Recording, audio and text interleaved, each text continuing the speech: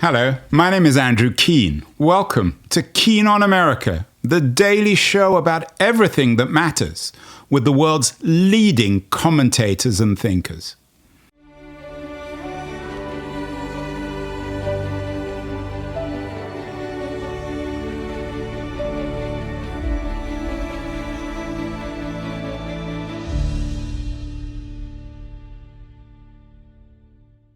Hello, everybody. It's been quite a year in international politics. And as we edge towards a post-Pax Americana age, I thought I would check in with Charles Kupchan. Charles, who teaches at Georgetown University, is one of America's leading authorities on international politics. And I began our conversation with Charles Kupchan by asking him what kind of year 2025 was for him. You know, it's been quite a year. I don't know about you, but I'm exhausted. Maybe living in Washington. Well, that's because you've got three small children, Charles. So got three young whether kids. or not Pax Americana was going or not, you're always going to be tired. Yeah, that's true. But you know, the world and the United States in that world are both a little bit upside down right now, and I think it's safe to say that we've hit a historical inflection point of sorts, and that America First breaks with the traditions of American foreign policy that have essentially been in place from World War II until the Trump era. And the disorienting feel abroad is matched by the disorienting feel at home, where we have a president who was testing the limits of executive authority, where things are happening on deportations, on the rule of law, on intimidation of media and free speech in ways that I think many of us would have never imagined. So, you know, if I were to sum up how I see things, I think, you know, Trump is a needed corrective. We were in a situation in which the so-called liberal internationalism that emerged during World War II wasn't working at home. It wasn't working abroad. Many Americans feel left behind by globalization and abandoned by the political establishment, Democrats and Republicans alike. And Trump steps in to that space and says, I hear you. I am going to go after the political establishment. I am going to right the wrongs that have ravaged middle-class America, and I'm going to fix a world that has become too dependent upon American power and purpose. But I think that Trump has so far been more a demolition man than an architect. He has brought down the world that America made, but he hasn't made much progress in putting something new in its place. And I have my doubts about whether that's going to happen, because this is a president who knows what he doesn't want, who has powerful instincts and impulses, but at least as far as I can tell, hasn't generated the strategic vision that's needed to build an America or a new international order that is fit for the 21st century. You, in your Atlantic piece from January, you quote the anti-fascist Italian Antonio Gramsci, who very famously wrote in his notebook when he was in Mussolini's prison in 1930, when he wrote, "The crisis consists precisely in the fact that the old is dying and the new cannot be born. In this interregnum, a great variety of morbid symptoms appear." It's a very Machiavellian understanding of history. In defense of Donald Trump, not that I'm a great admirer of him, Charles, it's very hard, borrowing from Gramsci's language, which you're quoting, when the old is dying, everyone becomes a demolition man, don't they? You have to be. You don't really have any choice, because you never quite know what the new is, but you know what the old is, and it needs to be destroyed. I would agree with that, Andrew. And I think that Gramsci in many ways encapsulates our moment, our predicament. We are in a Gramscian interregnum between the old and the new, and lots of morbid symptoms are appearing. The arc of history was bending toward more freedom and democracy for the last couple of 100 years. Now it's bending backwards toward autocracy. We live in a world that is globalized and interdependent, where collective action is needed to tackle everything from climate change to the deployment of AI to nuclear proliferation. But globalization is fragmented and fracturing. And so we really do see a system that is in many respects coming apart at the seams. And, Trump gets a lot of this, right? Trump understands that the United States was overextended. As he said in the recent national security strategy, we're not going to be the atlas of the world anymore. His famous comments about civilizational erasure, at least his warning into Europe. Yes, there I'm less supportive of the document than on some other fronts. I think that Trump demonstrates a needed transactionalism and pragmatism. The war in Ukraine needs to come to an end at the negotiating table, and Trump is doing the right thing by talking to the Russians. Biden was all about democracy versus autocracy. Well, we now live in a world in which democracies and autocracies need to work together to tackle global challenges. I think Trump is doing the right thing by moving us in that direction. So there are things that he's doing that needed to be done. But as I said, I really do fear that we're going to get to the end of the Trump administration 3 years from now, and we'll all be standing in the rubble, left behind by the destruction of the old system.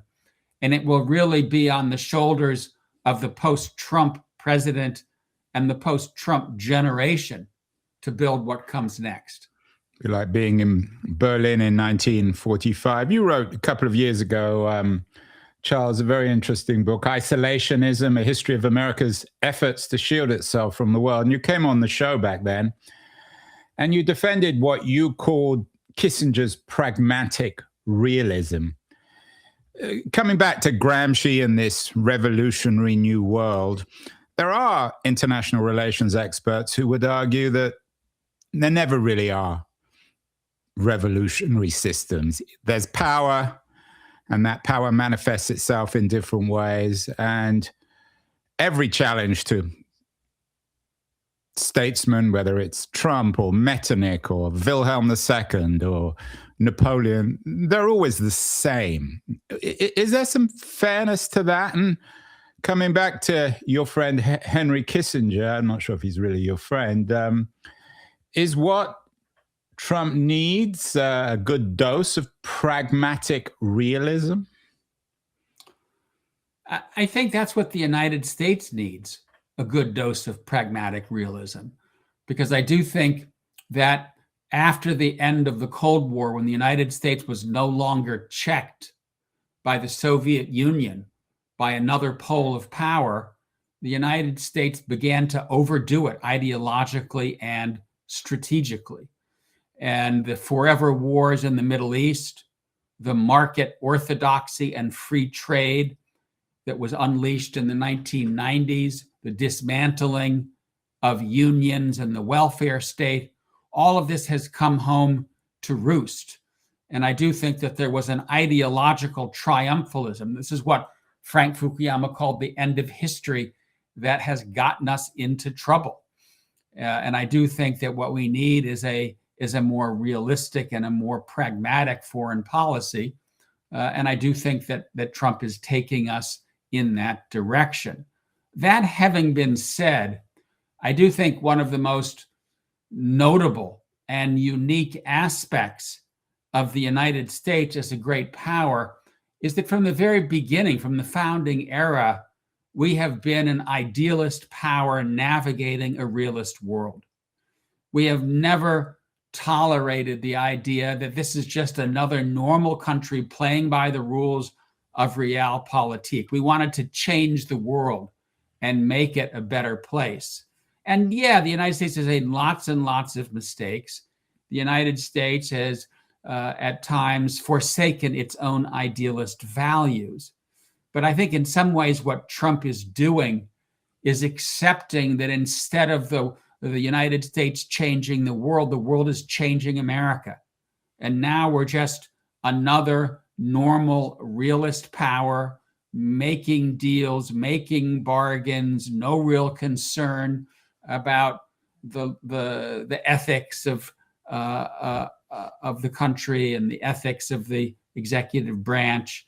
And that to me is a disappointment. And so even though disappointment in the sense that it's possible to be an exceptional country, or a disappointment because Trump doesn't get it. He's not playing by the rules of Washington, D.C. and the State Department.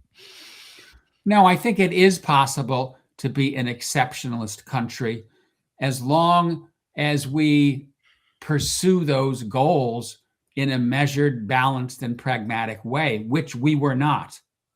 But what I fear Trump is doing is abandoning those goals.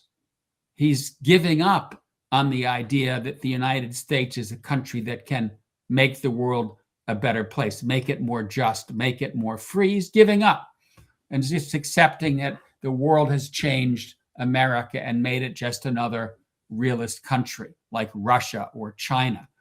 And that, I think, is a mistake. And I think it's something that will, in the end of the day, defeat Trumpism and will lead to the erosion of his political support. Because Americans have always, I think, rallied around the idea that the United States has a special mission in the world, and abandoning that mission will not go well in the long run. I mean, people on the left in particular, Gramsci was around today, might even say, well, Trump's simply telling the truth. America's always been a colonial imperial power, from Vietnam through Grenada and Iraq and Afghanistan and blah, blah, blah. He's simply acknowledging what liberals or policy experts at the State Department are not willing to acknowledge. Charles, it's not an alternative, is it, between either being some sort of JFK style or FDR style idealistic bastion, or Xi's China and Putin's Russia? There are other alternatives, aren't there? Well, I am someone who thinks that we as a nation need to continue to strive to find that sweet spot between idealism and realism. And I think it would be a pity if the country abandoned the effort to push the arc of history toward more justice and toward more freedom. Has the United States made mistakes? You bet. Is American history shot through with episodes of racism? You bet. I didn't talk about racism. I'm simply talking about, we're not talking about domestic politics. We're talking about catastrophic wars overseas. I mean, 3 immediately come to mind in the last 50 years: Vietnam, Iraq, and Afghanistan. So we're not talking about arcs of history or MLK. We're talking about America as a superpower, which has behaved like any other superpower in history, claiming to do right, but actually pursuing its own interests. I think that's too black and white. I think the United States did, in many respects, change the world. It defeated Nazi Germany and Imperial Japan. It stood by fellow democracies at a time when the chips were down. Does that mean that there aren't very serious blemishes on the American record? Some of them you just mentioned: Vietnam, Abu Ghraib, Iraq, Afghanistan, overreach. But I think on balance, when you compare what the United States has done as a great power with what more normal great powers have done, the track record looks pretty good. More normal being what? Britain, France? More normal being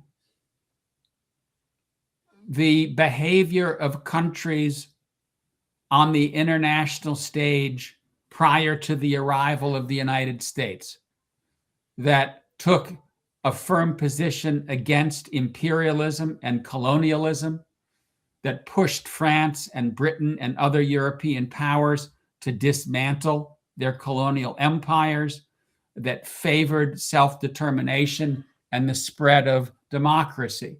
Has it worked perfectly? Absolutely not.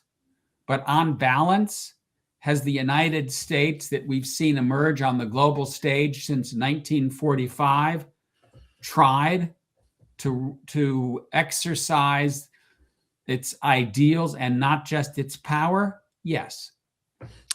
What I can't understand, or what I can't figure out, Charles, is whether the system's going back to some sort of 19th century great power equilibrium, going back, and people talk about the Donroe Doctrine, obviously with reference to Monroe. Trump's been very active. He's continuing to be active as we speak in Venezuela. His envoy is talking about America's right to Greenland, all sorts of bellicose language on the Panama Canal and many other strategic interests in Latin America. Are we returning to the 19th century? You talk about America being different from every other power, but late 19th century, mid-19th century, American diplomats and politicians viewed Latin America as their backyard. Teddy Roosevelt, who's up on Mount Rushmore, was himself an enthusiastic fighter of overseas wars, claiming American land here and there. So are we returning to something which are we going back in history, to borrow from Gramsci's dialectic? Or are we emerging into something new that we haven't seen before in this second quarter of the 21st century? Well, just to pick up where we left off the previous discussion, I think in some ways 1898 and the bout of imperialism that we saw with the Spanish-American War underscores the degree to which the United States isn't just a normal power, because it struggled with a republic becoming an empire. There was an anti-imperialist backlash against internationalism that was the result of the fact that the United States took all of these territories from Spain, the Caribbean, and the Pacific, but didn't know what to do with them. And Americans were very uncomfortable turning into an imperial power, and we saw that backlash. But coming to your current question, Andrew, I think that in many respects, what you see in Donald Trump is a president who wishes that it were the 19th century. Because when I look at America First and the outlines of Trump's approach to the world, I see a grand strategy that is isolationist, unilateralist, anti-immigrant, and protectionist. And that is to a T American grand strategy from the founding era, really until 1945, with the exception of this aberration beginning in 1898. But we didn't like becoming a global power. We didn't like empire. We didn't like World War I. And so in the 1920s and 1930s, we went back to a much more isolationist strategy. But the 19th century did afford the United States a natural security, strategic immunity, big oceans to the north, to the east and west, nice neighbors to the north and south. Those days are gone, right? We now live in an interdependent and globalized world with the internet, with pandemics, with fighter aircraft, with ballistic missiles, with satellites. And in some ways, I see Trump struggling to go back to a more isolated, detached America, but he can't. And that's because the world won't let go. The United States is too firmly entrenched in the world. And I think that's why you see him struggling, talking about going back to the Monroe Doctrine, but deploying forces in Asia, in Europe, in the Middle East, just like previous presidents. One other comment that I make here is, I think that in Trump, one sees the signs of the fact that he's a real estate developer. Why is he talking about Canada and Greenland and the Panama Canal? Because he's opening a map and he sees this big land on top of the United States. He says, I want that. And then he sees a big island next to Canada. He says, I want that too. And then there's a connection from the Atlantic and the Pacific. He's thinking about the world in very geographic terms. And again, that's kind of taking us back to the world of the 19th century. Yeah, very concrete terms as a real estate developer. Very different from the abundance debate on the left and all the promises of the end of scarcity and AI and all that sort of thing. And it's perhaps reflected in his vision, if it is a vision or dream or absurd fantasy, of building a $112 billion strip in Gaza to turn it into a luxury destination for him and his friends. Is this the new aspect, Charles? I mean, it seems Steve Walt wrote an interesting piece in Foreign Policy a few days ago suggesting that Trump's fake peace deals are dangerous.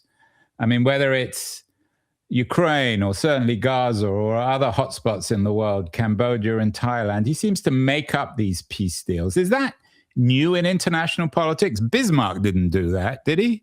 Churchill didn't do that, didn't just make stuff up. Stalin certainly didn't. I can't think of any precedent where a president, a prime minister, a king, whatever, went out and claimed all of these peacemaking deals that don't really exist. And in many respects, Trump kind of wills these. He brings leaders to the Oval Office and he has people sign various documents and he claims credit for ending wars. And then a few days later, war breaks out again. And so there is really no there, but Trump does see himself as the consummate negotiator and the deal maker, and he wants to be the peacemaker, and apparently he wants to get a Nobel Prize. Listen, these are noble instincts. I give Trump credit for giving it a try. Nobel Prize instincts or noble in a moral sense? Noble in the sense that we need fewer wars, right? I mean, the fact that Trump actually got a peace deal between Israel and Hamas, even though it's very uneasy and killing continues, that's a big deal. He deserves credit for that. Is he going to be able to take it to the next step and create a Gaza with a new governing council and get the Israelis to pull back and build on regional peace? Who knows? But of all the various peace deals that he's claimed to have achieved, the one that he deserves credit for is between Israel and Hamas, where so far full-scale war has not yet reignited. You wrote an interesting piece a couple of weeks ago in the Times on Trump now officially disdaining Europe's elites. Merz, the German chancellor, recently also announced the end of the Pax Americana. Charles, are the Europeans finally getting it? I mean, I'm from Europe originally, but there is something rather annoying about Europe's elites, aren't there? And their arrogance and their inability to actually understand the world or think that we're still in the 19th century. I find the Trump administration's hostility toward Europe a bit puzzling, because Europe may be frustrating. Europe may not carry its own weight, but it's the best ally that the United States has. And I think the animosity toward Europe comes from different quarters. For J.D. Vance and the MAGA movement, I think it's about culture and social values, that Europeans are the secular liberals that are undermining, quote unquote, Western civilization. For Trump, I think it's more about the infringements on sovereignty entailed in building an integrated Europe, and the degree to which the EU is, in Trump's mind, a scheme to undermine the American economy and create unfair trade deals. Clearly, there's also a sense that Europeans are freeloaders, They're a big, wealthy trading bloc. They have high standards of living. Why should we be the ones to defend them against Russia? They should be defending themselves. So I think for all those three reasons, there really is antipathy toward Europe in a way that is puzzling. And I think it's hard for the Europeans to deal with it. And I give them credit for trying to keep Trump on side. It's not pretty, it's not comfortable, but what the Europeans have done when it comes to working with Trump on Ukraine, raising defense spending within the NATO alliance, at times flattering Trump even when he doesn't deserve it, I think this is probably the right strategy because they're playing the long game. And they want to make sure that they don't get to the end of the Trump administration and find that the transatlantic alliance is kaput. Well, speaking of the long game, is there a place for Europe in this new world, this new 21st century world? Clearly, America will remain a great power, maybe a regional power. Certainly, China aspires to be a great power, and it's without question a regional power. Russia has its own, perhaps rather parochial regional power ambitions. But what becomes of Europe? Is it the fourth player in a three-game system? Are they the last person left on the floor? Speaking of those dance games where three succeed and one is left to wither away. You know, I think in the first instance, there will be two leading powers in the coming decades, and that's China and the United States. They will be far ahead of the rest, well into the second half of this century. And I would point out that the United States, for the first time in its history, is going to face a peer competitor. And what I mean by that is that the Soviet Union never really was able to keep pace with the United States, particularly when it came to technology. They topped out at about 55% of US GDP. And ideology. In the case of China, I would say you're looking at a full service superpower with a high-tech establishment that rivals Silicon Valley and what the United States can produce. And that is going to be hard for the United States to get used to. But then there will be a large number of other players, including Russia, India, Turkey, the European Union, collectively and individually, that will be middle powers, if you will. And so I think the landscape that we're looking at is going to be much more multipolar than bipolar. Lots of fluidity, lots of changing alignments. In some ways, I think the country that best demonstrates where we're headed is India. India pursues what it calls a strategy of multi-alignment. What does that mean? One day they're the best friend of the United States and Modi is here for a state dinner with Biden. Then he flies off and hugs Putin in Moscow. Then he goes to Beijing and rubs shoulders with Xi Jinping.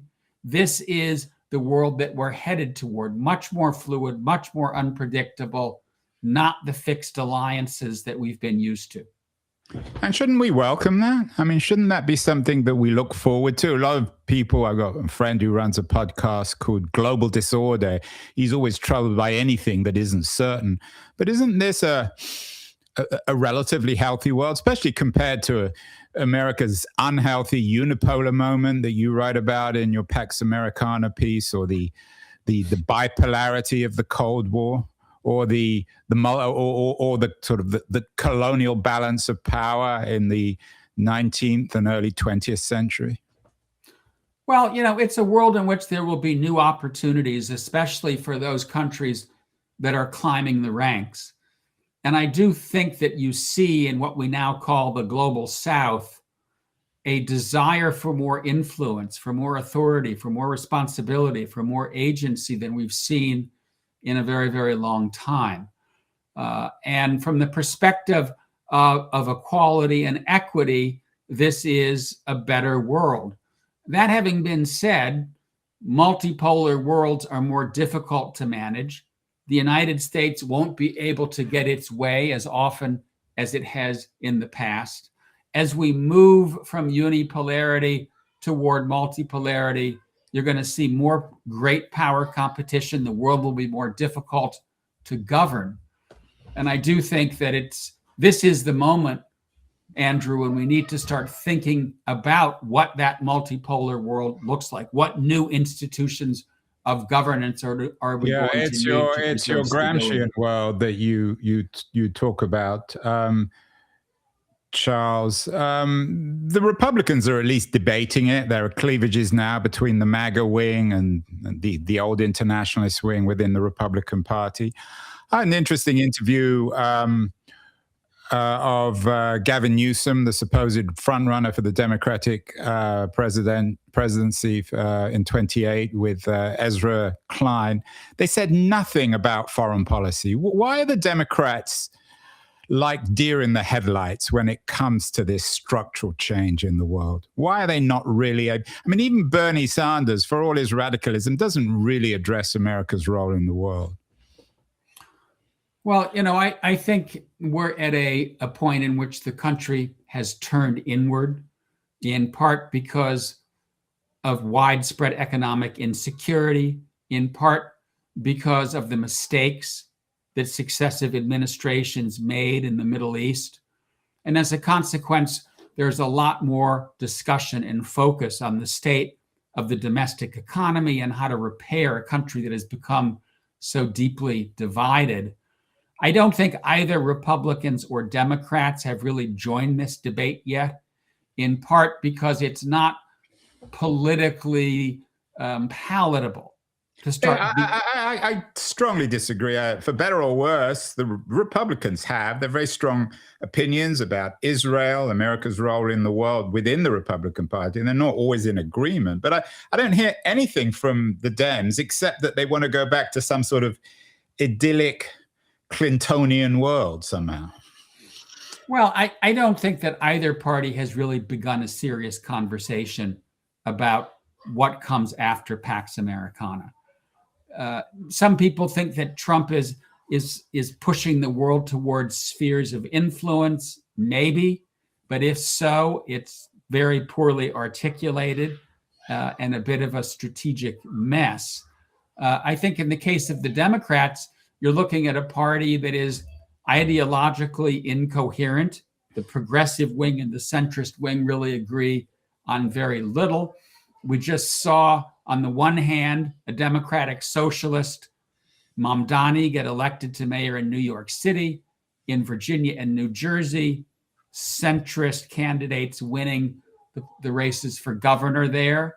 And that's just, I think, a sense of the diversity within the party.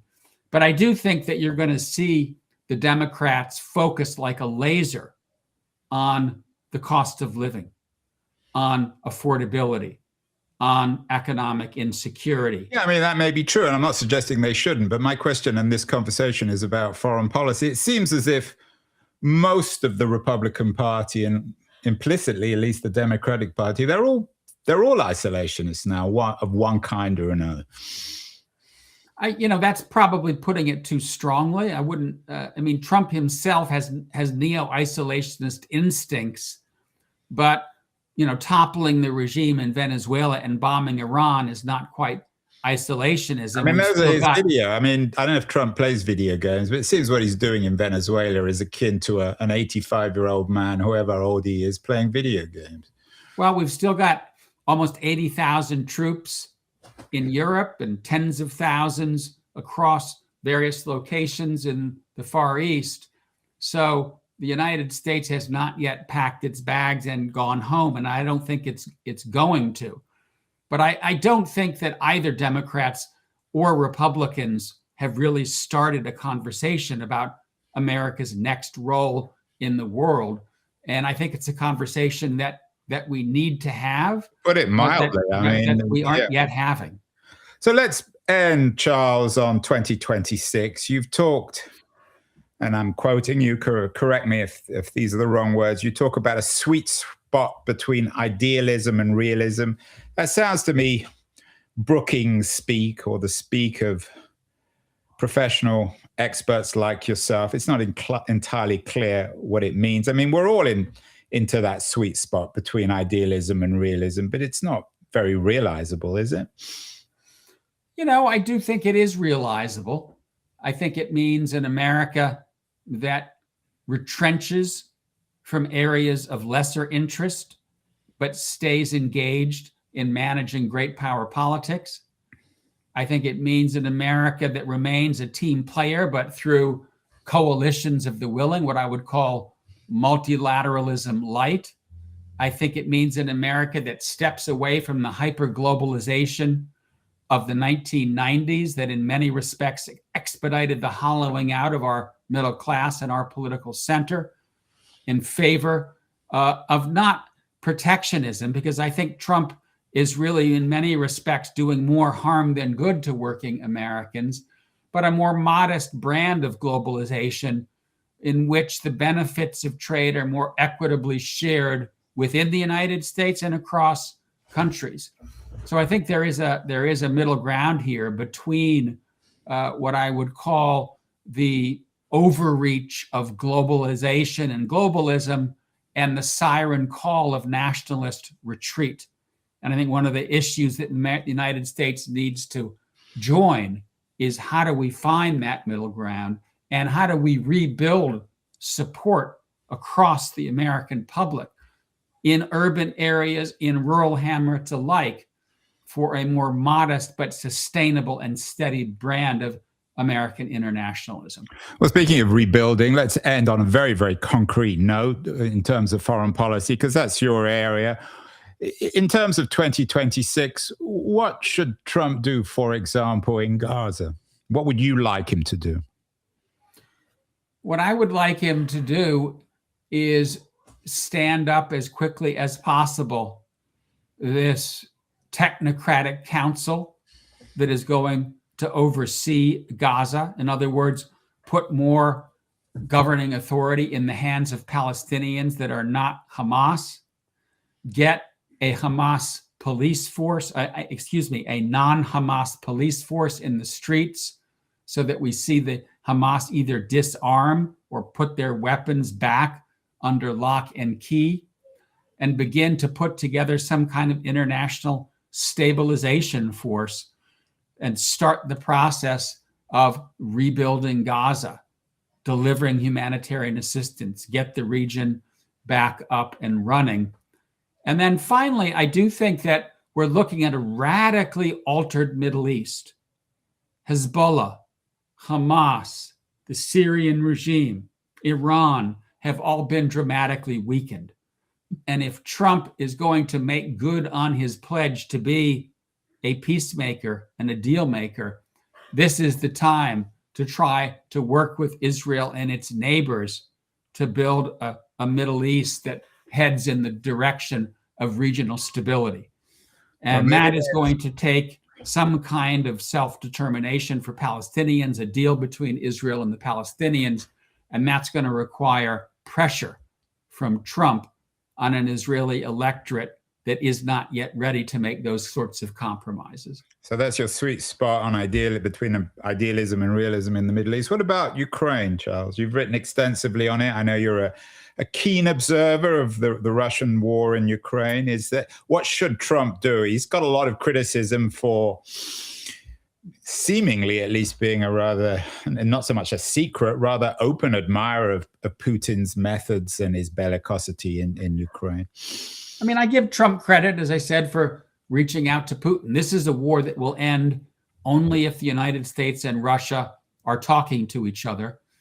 And I think the allure for Putin of coming in from the cold, of having a rehabilitated relationship with the United States, is one of the key incentives driving Putin toward potentially ending the war. What's missing in my mind is that Trump needs to put more coercive pressure on Putin, both through economic sanctions, but more importantly, by making it clear that he is willing to provide the economic and military assistance to Ukraine needed to ensure that Putin can't win.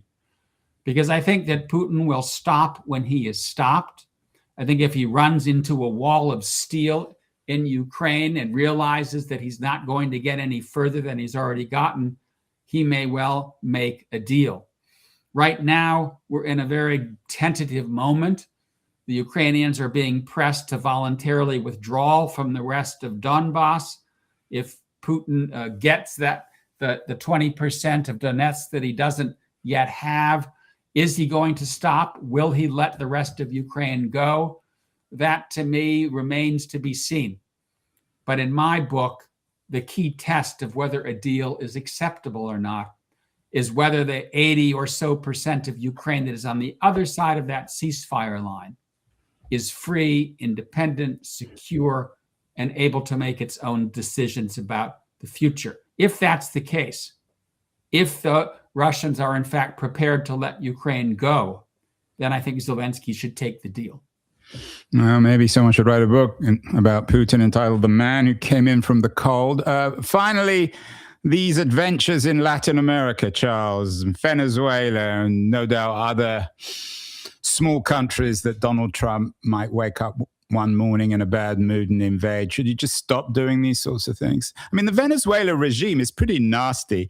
If Trump was a progressive, I think some people on the left would actually be applauding it. We had Shadi Hamid on the show recently. He has a new book out suggesting that America should still actively try to make the world a better place, which presumably includes bringing down nasty regimes in places like Venezuela. Well, I think Trump is playing with fire by going after the Maduro regime. I don't have any love for the Maduro regime, but I think we may have learned our lesson in the Middle East, in Libya, in Syria, in Iraq, Afghanistan, that we topple regimes at our own peril. You just don't know what happens. And even though I sympathized with Trump's effort to get a handle on illegal immigration and on drug trafficking, I don't sympathize with what I would call illegal, questionable, if not illegal, strikes against boats in the Caribbean and the Pacific. And I do think that even though he may want to put pressure on the Maduro regime, going in and using force to topple that regime is inconsistent with Trump's own claim to get out of the business of nation building, and in many respects is, I think, spinning the dice and engaging in yet another bout of regime change that may not end well. Well, Charles Kupchan, thank you so much. You're addressing unpleasant realities of the end of Pax Americana, what comes next. As you suggest, it's still not clear. 2026 might bring a little bit more clarity. We'll definitely get you back on the show then. Happy New Year, Charles, and we'll talk in the not too distant future. Thank you so much. Good to be with you, Andrew. Look forward to the next conversation.